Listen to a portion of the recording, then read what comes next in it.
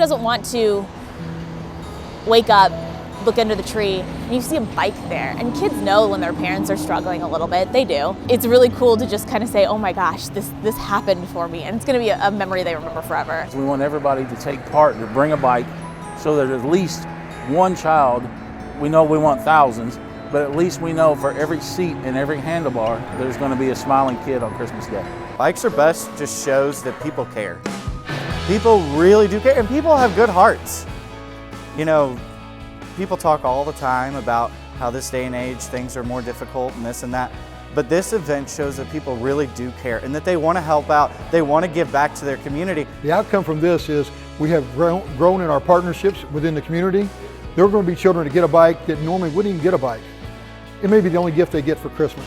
So again, we get to be a part of the outcomes, and it's exciting just to know that we can play a small role.